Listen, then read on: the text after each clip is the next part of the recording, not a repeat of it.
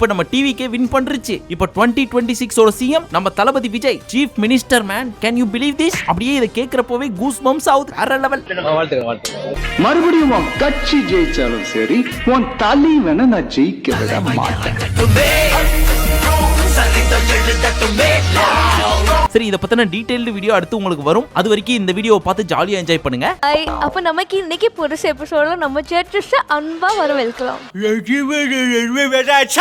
ஒழுங்கா பேசதும் புரியல. ஆயிரம் சொல்லுங்க. நம்மளும் 3 வாரமா இந்த வீடியோ பண்ணிட்டு இருக்கோம். பட் எல்லா வீடியோலயும் புளியார் சொல்லி போடுற ஃபர்ஸ்ட் பீஸ் நம்ம ஜோயா தான். ஆரம்பத்துல இந்த அம்மா பண்றதெல்லாம் பாக்குறப்ப கிரிஞ்சா தான் இருந்துச்சு. ஆனா போக போக பழகிருச்சு. ஜட்ஜஸ் செஷன்ன்றாங்க. டிராவிட் ஆயிட்டாரு. இன்னும் பல பேரோட பெயர் ஜோயாவால மாற்றப்பட்டிருக்கு. கூப்பிடலாமே? கூப்பிடுங்க. Let's all welcome Raji Dravid. ஆறபோது நாளை யாரை எழுப்பி விட்டது? அடுத்து நம்ம ரோஜா மேடமோட கெட்டப்ப பத்தி கண்டிப்பா சொல்லியே ஆகணும். இப்ப நிறைய பேர் அவங்க 90s ஹீரோயின்னு சொல்லலாம், ஆன்டின்னு சொல்லலாம், வயசாயிடுச்சுன்னு கூட சொல்லலாம். ஆனா ஒன்ஸ் அப்பான் அ டைம் என்ன மாதிரி எத்தனை பேர் அவங்களோட fan, AC, fridge, washing machine எல்லாம் இருந்திருக்காங்க தெரியுமா? அப்பேற்பட்ட ஒருத்தங்களுக்கு சரோஜா தேவியோட சித்தி கண்ணாடி எல்லாம் வாங்கிட்டு வந்து போட்டு விட்டு கையோட கோட் சூட் மாதிரி ஒரு Dress போட்டு விட்டது மட்டும் இல்லாம அந்த கோட் சூட்டுக்கு மேல ஒரு ஷாலை போட்டாங்க பாருங்க. அதெல்லாம் பாக்குறப்போ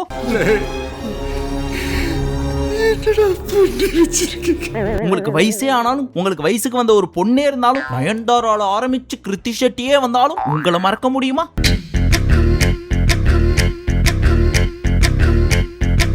இருந்தாலும் எங்க ரோஜா மேடம் போட்ட Dress அப்படின்னு சொல்லி இந்த Dress எடுத்துட்டு வந்து இன்ஸ்டாகிராம்ல ஏஐ வச்சு ஒரு வீடியோவை போட்டு ப்ரமோஷன் மட்டும் பண்ணோன்னு வச்சுங்க. எங்க ரோஜா போட்ட Dressன்னு சொல்லி அந்த Dress வாங்கி தன்னோட பொண்டாட்டிக்கு போட்டு விட்டு அழகு பாக்குற நிறைய அங்கிள் இன்னமும் நம்ம லிஸ்ட்ல இருக்க தான் செய்யறாங்க மேடம். நம்ம சரோஜா தேவி பயன்படுத்திய சோப்பு டப்பா. அதனால இந்த மாதிரி வெரைட்டியான Dress எல்லாம் போட்டு அழகழகா சிரிக்கிறதை எப்பவும் விட்டுறாதீங்க. அப்புறம் இந்த சீசன் ஸ்டார்ட் பண்ணதுல இருந்து இப்ப வரைக்கும் குக் வித் கோமாளியோட ரெகுலர் வியூவர்ஸ் இருப்பாங்க தெரியுமா? அவங்களுக்கான பெரிய வருத்தம் குறைஷி ஒண்ணுதான் நல்லா பண்ணிட்டு இருந்தாரு, அவரையும் தூக்கிட்டீங்களா, இதுக்கப்புறம் இந்த ஷோ உருப்புட்ட மாதிரி தான் அப்படின்னு சொல்லி வைத்தறிச்சல கொட்டிட்டு இருந்தாங்க. கவலைப்படாதீங்க, உங்களுக்காகவே நான் வர்றேன் அப்படின்னு குறைஷி ஒரு என்ட்ரியை கொடுத்தாரு. வாடி வாடி வாடி வாடி வாடி வாடி ஸ்பெஷல் கெஸ்ட் வாடி செல்லோ. டேய் ரோசே, நீ திரும்பி ஆடுறது தெரிஞ்ச கூட்டம் அல்லுமே. இப்போ என்னதான் கோமாளிஸ்ல இவரை பார்த்து சர்ப்ரைஸ் ஆனாலும் சந்தோஷப்பட்டாலும் ஃபர்ஸ்ட் இவரை சூஸ் பண்ண பேர் யாருன்னா நம்ம ஆமாவா uncle and aunty. So first கோமாளியா இவர் தான் உள்ள வந்தாரு. வந்த உடனே மாதம்பட்டி ரங்கராஜ் பார்த்துட்டு ரொம்ப குஷி ஆயிட்டாரு.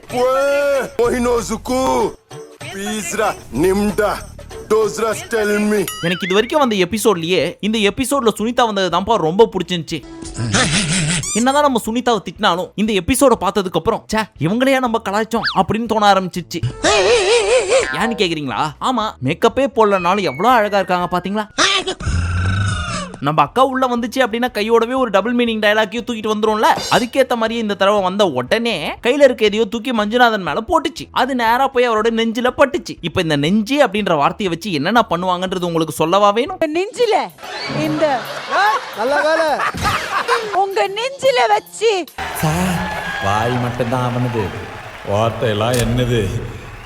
இப்ப இந்த கோமாளி யார் வரப்போறாங்கன்றத சூஸ் பண்றதுக்கு ஒரு ஆப்ஷன் வச்சிருந்தாங்க. அதாவது இந்த வீக் எபிசோடுக்கு காதல் கிச்சன் அப்படின்னு பேர் வச்சு புருஷன் பொண்டாட்டில புருஷன் பொண்டாட்டிக்கோ பொண்டாட்டி புருஷனுக்கோ ஆச்சரியப்படுற அளவுக்கு அவங்க ஆசைப்பட்ட ஒரு கிஃப்ட பேக் பண்ணி ஒரு பொட்டியில போட்டு கிஃப்ட் ராப் பண்ணி வச்சிருப்பாங்க. அதே கலர் கிஃப்ட கோமாளி அங்க வச்சு நிப்பாரு. சோ இத ரெண்டுத்தையும் மேட்ச் பண்றவங்க கோமாளியா வருவாங்க. அதுல ஃபர்ஸ்ட் இந்த 2 பேர் இருக்காங்க பாத்தீங்களா? அதுல அந்த அம்மாவை சர்ப்ரைஸ் பண்றேன்னு சொல்லிட்டு அந்த அப்பா தன் மனைவியின் அப்பா அம்மா அவங்க எல்லாரும் ஒன்னா இருக்க மாதிரி ஒரு போட்டோ ஃப்ரேம் போட்டு கிஃப்ட் ராப் பண்ணி கொடுத்துட்டாரு. அதை பார்த்த உடனே அந்த அம்மா அழுவ ஆரம்பிச்சிட்டாங்க. அதை நீங்க பார்த்தாலும் அழுதுருப்பீங்க. பட் இதை நம்ம எல்லாருமே எமோஷனலா தானே பாக்குறோம். ஆனா நம்ம ப்ரோமோ எடிட்டர்ஸ் கிடைச்சிருச்சா, ப்ரோமோக்கு ஒரு கண்டென்ட் கிடைச்சிருச்சா அப்படின்ற மாதிரி தான் பாப்பாங்க. வாங்குற சம்பளத்துக்கு நாமளும் கொஞ்சம் வேலை செய்யணும்ன்றதுக்காக தான். சரி, அவங்க எப்படி வேணா பார்த்துட்டு போட்டோம். இந்த மாதிரியே ஒவ்வொரு கப்பலும் டிஃபரெண்டா சர்ப்ரைஸ் கொடுத்துட்டு இருந்தாங்க. அந்த வகையில் இந்த ஹாட் பேர் இருக்காங்களே அனிருத் அண்ட் சம்யுக்தா. நிறுத்து, அது என்ன ஹாட் பேர் அப்படின்னு கேக்குறீங்களா? அது ஒண்ணும் இல்லைங்க, எப்பவுமே ஹாட்டா பேசிக்கிட்டு ஹாட்டாவே நடந்துப்பாங்க ஷோல. அதுதான் ஹாட் பேர்னு சொன்னேன். கண்ணாடி மாதிரி இருக்க நம்ம உறவுல சின்னதா ஒரு விரிசல் கூட விழக்கூடாது. சின்னதா இந்த அனிருத்ன்றவரு தன் மனைவியான சம்யுக்தாவை சர்ப்ரைஸ் பண்றேன் அப்படின்னு சொல்லிட்டு ஒரு கிஃப்ட் ராப் பண்ணி வச்சிருந்தாருங்க. அது என்னன்னு ஆர்வமா பார்த்துட்டு இருந்தா பிக்கில் பால் பேட். ஆட மானங்கட்ட ஈத்ர பயல, நீ எல்லாம் பெரிய மனுஷனாடா பேப் பயல. மத்த பேர்லாம் தன்னோட பொண்டாட்டிக்கு செயின் வாங்கி கொடுக்கிறது, இல்ல பொண்டாட்டி புருஷனை அப்படியே வரைஞ்சு வச்சு எமோஷனலான வேர்ட் எல்லாம் கொட்டி லவ் ஷேர் பண்றது, இந்த மாதிரி வெரைட்டியா புருஷன் பொண்டாட்டியை இம்ப்ரெஸ் பண்ணிட்டு இருந்தாங்க. ஆனா இந்த பயவுல பொண்டாட்டியை இம்ப்ரெஸ் பண்றதுக்கு பிக்கில் பால் பேட் வாங்கி கொடுத்துருக்குது. சரி, அதுல ஏதோ ஒரு எமோஷன் இருக்கு போல இருக்கு. தேவிய காதலியா? சோ நம்ம எதுவும் ஜட்ஜ் பண்ண வேணாம். அவங்க பொண்டாட்டி ரியாக்ஷன் எப்படி இருக்கும் அப்படின்னு பார்த்தா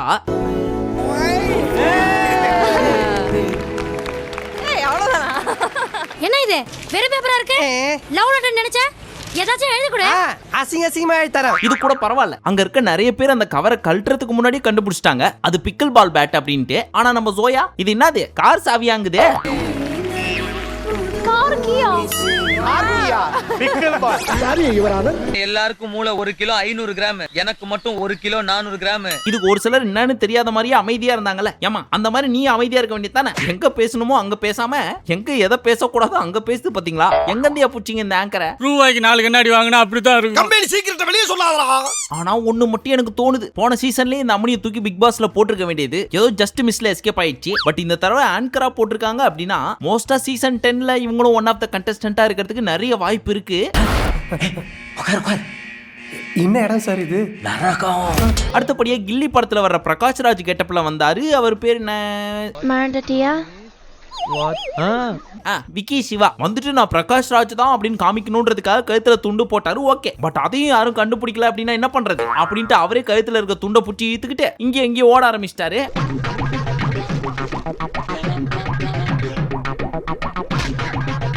யார் சாமி இவன்? எங்கிருந்து வந்திருக்கான்? சத்தியமா 25 வருஷத்துக்கு முன்னாடி என்னையே நான் பார்த்த மாதிரி இருக்கு. அப்படின்னு கத்திக்கிட்டு நம்ம அடாவடியான் சார் வந்தார். கமல் கெட்டப்ல வந்து சீரியஸா ஏதாவது காமெடி பண்ணுவாரு அப்படின்னு பார்த்தா சீரியஸ் ரோல்ல இறங்கி எல்லாரையும் கண்கலங்க வச்சிட்டாரு. அது எவ்வளவு சீரியஸா போயிட்டு இருக்கு, அந்த பைபிளையும் எவ்வளவு சீரியஸா பர்ஃபார்ம் பண்ணிட்டு இருக்கு. பேக்ரவுண்ட்ல இந்த பீஸ் கொடுக்குற ரியாக்ஷனை கொஞ்சம் பாருங்களேன்.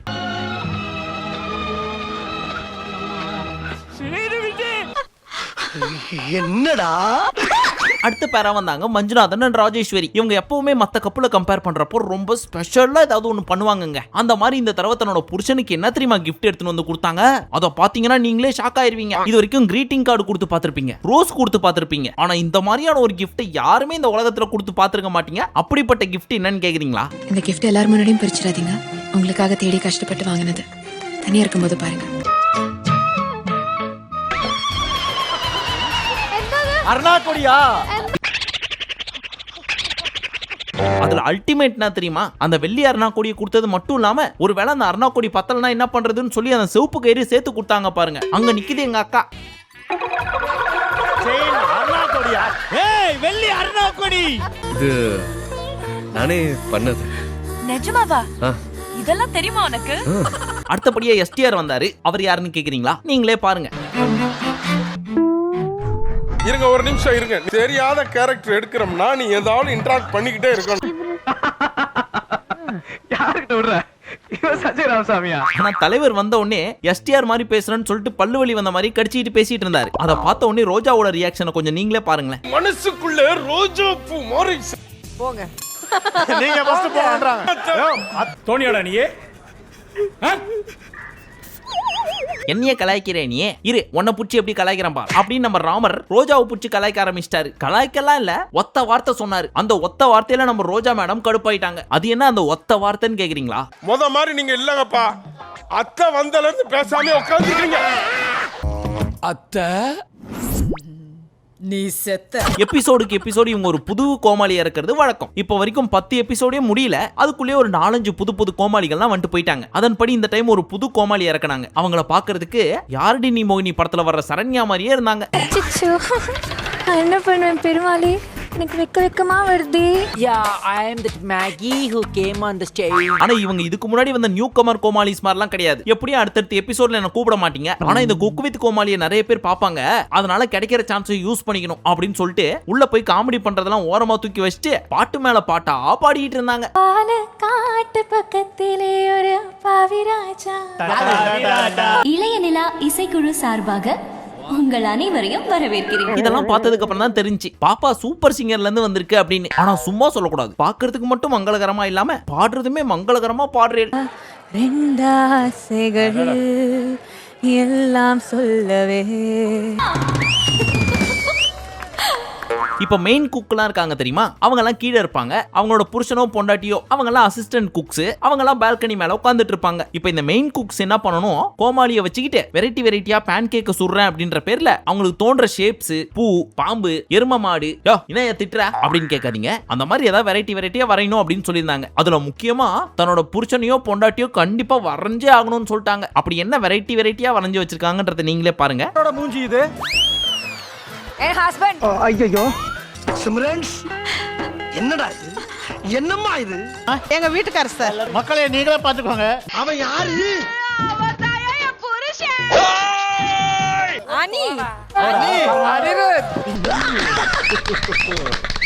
உங்க கையில பிரஷ் என்னமோ விளையாடுது. யாரு இது? கொசுவத்தி ஸ்டாண்டுப்பா.